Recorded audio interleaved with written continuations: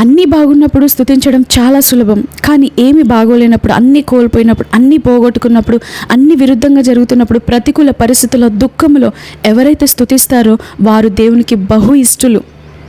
వారు పొందుకునే సాక్ష్యాలు గొప్పగా ఉంటాయి, ఇతరులను దేవుని వైపు నడిపించేవిగా ఉంటాయి. యోబు గ్రంథం 1వ అధ్యాయం 21వ వచనం మనం చూసినట్లయితే, యోబు అన్నీ ఉన్నప్పుడు ఎలా స్తుతించాడో అన్నీ కోల్పోయినప్పుడు కూడా అదే రీతిగా స్తుతిస్తున్నాడు. ఆయన స్తుతిలో మార్పు రాలేదు.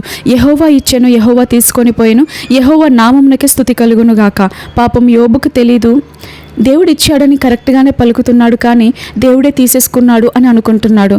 మనం కూడా చాలాసార్లు అలాగే అనుకుంటాం.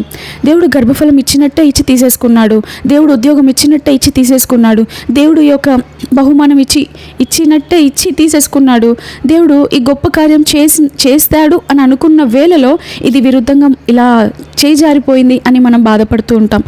బాధపడకండి. ఇక్కడ యోబు పలుకుతున్నాడు, యెహోవా ఇచ్చెను, అది కరెక్ట్. యెహోవా తీసుకొని పోయెను అనేది రాంగ్. ఎందుకంటే దేవుడు తీసేసుకోలేదు.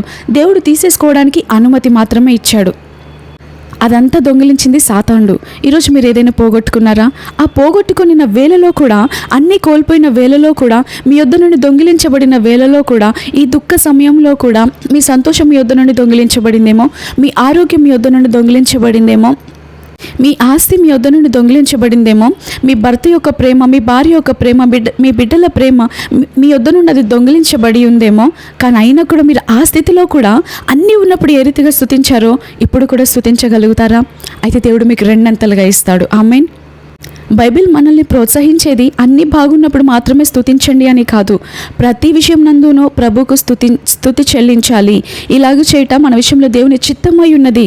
కాబట్టి మీరు ఏ స్థితిగతుల గుండా వెళ్తున్నా కూడా స్తుతించండి అని వాక్యం సెలవిస్తుంది. మనం దేవుని ఆజ్ఞను పాటించకుండా ఎన్ని అర్పణలు అర్పించినా కూడా వ్యర్థమే. అందుకే ప్రసంగిలో ఒక మాట ఉంటుంది, మీరు ఎన్ని బలులు అర్పించినా కూడా మీరు ఆయనకు సమీపముగా చేరి ఆయన మాట వినుటే శ్రేష్టము అని ఆయన వాక్యం సెలవిస్తుంది.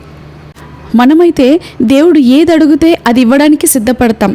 కానీ దేవుడు ఈరోజు కోరుకునేది మీ నుండి మీ ఆస్తిపాస్తులు, మీ బంగారము, మీరు వేసే కానుకలు, మీరు అర్పించేవి కాదు. కానీ మీ మనస్సును ఆయన ఆశపడుతున్నాడు, మీ హృదయాన్ని ఆయన ఆశిస్తున్నాడు, మీ స్తుతిని మీ నుండి కోరుకుంటున్నాడు. అది ఇవ్వడానికి సిద్ధమా? ఇలా చేస్తే గొప్ప కార్యం జరుగుతుంది. అంటే ఇక్కడ నుండి ఆ కొండపైకి మోకాళ్ళ మీద నడవమంటే నడుస్తారు, ఎండలో గంట కూర్చోమంటే కూర్చుంటారు. ఇలా చేస్తే అద్భుతం జరుగుతుంది అంటే ఎంత డబ్బులైనా వారికి ఇవ్వడానికి ఇష్టపడతారు. కానీ అద్భుతము జరగడానికి దేవుడు స్తుతించమంటున్నాడు. మీరు స్తుతించడానికి సిద్ధమా? మీ జీవితంలో కార్యాలు పొందుకోవడానికి దేవుని సన్నిధిలో మీ సమయాన్ని ఆయనతో గడపమంటున్నాడు. మీరు గడపడానికి సిద్ధమేనా? దేవుడు మీ నుండి కోరుకునేది మీరిచ్చే కార్లు, మీరిచ్చే ఇల్లులు, మీరిచ్చే ఆస్తిపాస్తులు, మీరు అర్పించే అర్పణలు కాదు, కానీ మీ హృదయాన్ని, మీ స్తుతిని కోరుకుంటున్నాడు. ఈరోజు ఒక్క మాటలో చెప్పాలి అంటే మీ సమయాన్ని కోరుకుంటున్నాడు ఆయన. అది కాకుండా ఏదైనా అడగండి ఇస్తాము అంటామే తప్ప అది మాత్రం ఇవ్వడానికి ఇష్టపడం.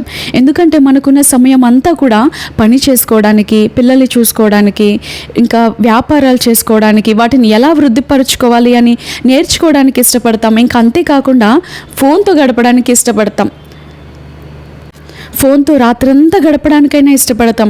టీవీ చూడడానికి, వీడియోస్ చూడడానికి, రీల్స్ స్క్రోల్ చేయడానికి రాత్రంతా గడుపుతాము. ఉదయం నుండి రాత్రి వరకు ఉద్యోగంలో అలసిపోయి వచ్చినా కూడా మరలా రాత్రి ఫోన్ పట్టుకొని మరలా మార్నింగ్ వరకు చూడడానికైనా ఇష్టపడతామే తప్ప దేవునితో సమయం గడపడానికి మాత్రం అమ్మో నేను చాలా అలసిపోయాను అంటూ ఉంటాము. చూడండి, యవ్వన కాలంలో ప్రేమలో పడిన వారిని మనం చూస్తే ఉదయం నుండి సాయంత్రం వరకు జాబ్ చేసి వస్తాడు. కానీ మరలా ఏం చేస్తాడు? వచ్చిన వెంటనే ఏమేం జరిగిందో, ఉదయం నుండి ఏం జరిగిందో అన్నీ వివరిస్తూ ఉంటాడు ఆమెకి. ఆమెతో రాత్రంతా మాట్లాడడానికి ఇష్టపడతాడు. అరే నేను అలసిపోయి వచ్చానే, మరలా ఉదయాన్నే వెళ్ళాలి, మరలా ఉదయంలో ఆఫీస్లో నిద్ర వస్తుందేమో అని ఏమైనా ఆలోచిస్తాడా? లేదు. ఎందుకు అలా చేయగలుగుతున్నాడు? ప్రేమ. హల్లెలూయా. ఈరోజు మనం దేవుని ఎక్కువగా ప్రేమించట్లేదు కాబట్టి ఆయనను స్తుతించడానికి, ఆయనతో సమయం గడపడానికి ఇష్టపడలేకపోతున్నాము. ప్రేమ ఎక్కడ ఉంటుందో అక్కడ సమయాన్ని వెచ్చించడానికి ఇష్టపడుతూ ఉంటాం. ఆ వ్యక్తి అర్ధరాత్రి అయిందా, 2 గంటలైందా, 3 గంటలైందా, మరలా ఉదయాన్నే ఒక పెద్ద మీటింగ్ ఉంది, బాస్ తిడతాడేమో, ఆ ప్రాజెక్ట్ ఉంది, ఈ ప్రాజెక్ట్ ఉంది అని ఏమైనా ఆలోచిస్తాడా? లేదు. నేను నేను ఫోన్ మాట్లాడుతున్న ఈ స్థలము బాగుందా, దోమలు కొడుతున్నాయా, మంచి ప్లేసా కాదా, వెలుగుందా, ఏసీ ఉందా, ఫ్యాన్ ఉందా అని ఏమైనా ఆలోచిస్తాడా? ఏ స్థలమో చూడడు, ఏ టైమో చూడడు, ఏ స్థితిగతులు ఎలా ఉన్నా కూడా మాట్లాడుతూనే ఉంటాడు. కారణం ఏంటి? ప్రేమ. ఈరోజు మనం అలసిపోయాను అని చెబుతూ ఉంటాం. దేవుడు కూడా ఒకవేళ అదే మాట నీతో చెబితే ఎలా ఉంటుంది? తట్టుకోలేము కదా మనం. మరి దేవునితో నువ్వు ప్రతిరోజు అదే చెబుతున్నావు, రోజంతా అలసిపోయి వచ్చాను, దేవుడు అర్థం చేసుకుంటాడులే అని రాత్రి 5 నిమిషాల కంటే ఎక్కువగా ప్రార్థన చేయవు. రాత్రి ఒక అధ్యాయం కూడా చదవకుండానే ఉదయాన్నే చదువుతానులే అని పడుకుంటావు. ఉదయం లేచేసరికి లేట్గా లేస్తావు. మరలా దేవుని సన్నిధిలో గడుపుదామంటే అమ్మో ఆలస్యం అయిపోతుంది అని అంటావు. వెంటనే మరలా డ్యూటీకి వెళ్ళిపోతూ ఉంటారు. అధ్యాయం చదివావా అంటే లేదు, మరలా వచ్చిన తర్వాత చదువుతానులే, వచ్చిన తర్వాత ప్రార్థన చేసుకుంటానులే అని అంటాం. మరలా వచ్చిన తర్వాత మరలా అదే రిపీట్ అలా చేస్తూ ఉంటే దేవునికి మనం దూరం అయిపోతూ ఉంటాం. ఒక్క రోజులో జరిగేది కాదు, అది నెమ్మదిగా జరుగుతూ ఉంటుంది. మనకు అర్థం కూడా కాదు దేవునికి దూరం అయిపోతున్నాము అని. మనం అనుకుంటున్నాం దేవుడు అర్థం చేసుకుంటాడులే అని, కానీ మనకు తెలియకుండానే అపవాదికి మనం ద్వారం తెరుస్తున్నాం. అపవాది చేతుల్లోనికి మనం వెళ్ళిపోతున్నాం. దేవుడు లేని చోట అపవాదే ఉంటాడు. దేవుడు లేని చోట, దేవుని సన్నిధి లేని చోట సాతానుడే ఉంటాడు. దేవుడు లేని చోట అనారోగ్యమే వెలుబడి చేస్తుంది. దేవుడు లేని చోట, దేవుని స్తుతి లేని చోట అపవాది సన్నిధే ఉంటుంది. అక్కడ అపవాది రాజ్యమే ఉంటుంది. అక్కడ ఈరోజు మీ జీవితంలో అప్పులా, అనారోగ్యమా, అనేక ఇబ్బందులు, మాటికి అనారోగ్యమా, మాటికి అప్పులు చేయవలసి వస్తుందా, మాటికి గొడవల, మాటికి అశాంతి, అసమాధానం వెలుబడి చేస్తుందా? దేవుని సన్నిధి లేని చోట కలవరాలే ఉంటాయి. దేవుని స్తుతి లేని ఇంటిలో గొడవలే ఉంటాయి. ఈరోజు మీ కుటుంబం శాంతితో, సమాధానంతో, ఆరోగ్యంతో వర్ధిల్లాలి అంటే, సమృద్ధి అయిన జీవంలో మీరు ఉండాలి అంటే, ఏ అప్పు లేని వారిగా ఉండాలి అంటే దేవుని సన్నిధి మీ ఇంట్లో ఉండాలి. దేవుని సన్నిధిని మోసే ప్రజలుగా మీరు ఉండాలి. దేవుని సన్నిధి ఎలా వస్తుందో ఒక మెసేజ్ చెప్పాను. దేవుని సన్నిధి మనం స్తుతిస్తే ఆకర్షించబడుతుంది.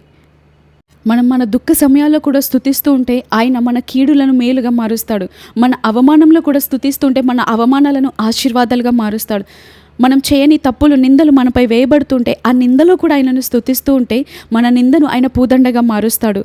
ఎవరైతే మనకు విరుద్ధంగా లేస్తారో, వ్యతిరేకంగా లేస్తారో అవి ఏవి వర్ధిల్లకుండా వారి ఎదుటే మన తలను పైకెత్తుతాడు, మనల్ని గొప్ప చేస్తాడు. వారే వచ్చి గౌరవించేలాగా చేస్తారు. ఈరోజు మీరు చెప్పగలుగుతారా? పగలైనా సరే, రాత్రైనా సరే, చలైనా సరే, ఎండైనా సరే, అన్ని వేళల్లో నేను స్తుతించదనని పలికినటువంటి కీర్తనకారుని వల్లే మీరు పట్టుదలగా మీరు చెప్పగలుగుతారా? ప్రసంగి గ్రంథం 3వ అధ్యాయంలో ఒక మాట ఉంటుంది, అన్నిటికీ సమయము కలదు అని. చదవండి కావాలంటే. కొన్నిసార్లు మీరు స్తుతించిన వెంటనే అద్భుతం జరగకపోవచ్చు, కానీ దేవుడు ఆలస్యము చేసినా కూడా మీరు స్తుతించగలుగుతారా? ఆయనతో సహవాసం చేయగలుగుతారా? దేవా నువ్వు నమ్మదగిన వాడవు అని మీరు నమ్మగలుగుతారా? ఆయన వాక్యం సెలవిస్తుంది, తగిన సమయమందు ఆయన మనలను హెచ్చించే రీతిగా ఆయన బలిష్టమైన చేతి క్రింద దీను మనస్కులమై ఉండి మీరు స్తుతించగలుగుతారా? కాబట్టి ఇది మొదలుకొని ఎల్లప్పుడూ దేవా అన్ని విషయాల్లో నీకు స్తోత్రాలయ్యా, ప్రతి దాన్ని బట్టి ఆయనను స్తుతిస్తూ ఉండండి. ఒక వ్యక్తి అన్నాడు, ఎప్పుడు స్తుతి అయినా ఇంకా వేరే పని లేదా, అలా స్తుతిస్తూ ఉంటే దేవుడు విని విసుగు చెందడా అని అడిగాడు.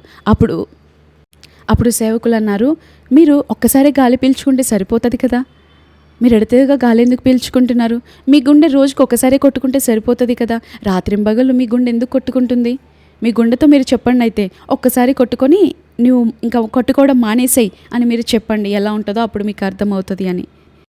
దేవుడు స్తుతించిన వారిని విడిచిపెట్టినట్టు చరిత్రలో లేదు. స్తుతించిన భక్తులను దేవుడు గొప్ప చేశాడని మనం తెలుసుకున్నాం, మనం విన్నాం, చదివాం, చూసాం. స్తుతించిన వారు గొప్ప అద్భుతాలను ఏ రీతిగా పొందుకున్నారో మనకు తెలుసు.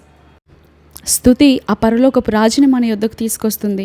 మనందరికీ తెలుసు, ప్రార్థించే చోటికి ప్రభువు దూతలను పంపిస్తే స్తుతించే చోటికి ఆయన దిగి వచ్చాడంట. పరలోకమంతా కూడా స్తుతిమయమైన దేశం, అది స్తుతితో నిండిన దేశం. ఈ లోకంలోనే మనం స్తుతించలేకపోతే పరలోకంలో ఏ రీతిగా మనం స్తుతించగలుగుతాం? ఆయన వాక్యం సెలవిస్తుంది, పరలోకమందు ఏదైతే జరుగుతుందో అది భూమి మీద కూడా జరగాలన్నదే ఆయన చిత్తం. ఆయన రాజ్యం అంతా కూడా, పరలోకం అంతా కూడా స్తుతితో నిండి ఉంది. కాబట్టే ఆయన కోరుకుంటున్నాడు ఈ భూలోకము కూడా స్తుతితో నిండి ఉండాలి అని. భూత వర్తమాన భవిష్యత్ కాలంలో ఏకరీతిగా ఉండే ఆ సర్వాధికారి అయిన దేవుని హృదయపూర్వకంగా నిత్యము మనం కూడా పరిశుద్ధుడు పరిశుద్ధుడు పరిశుద్ధుడని మానక స్తుతిస్తూ ఆయన నామాన్ని గణపరుద్దాం. ఆయనను గణపరచు వారిని ఆయన గణపరిచే దేవుడు. దానియేలు అన్ని వేళలో స్తుతించాడు. సింహాల బోనులో వేయబడ్డ ఆ దుఃఖ సమయంలో కూడా స్తుతిస్తే దేవుడు విడిచిపెట్టాడా?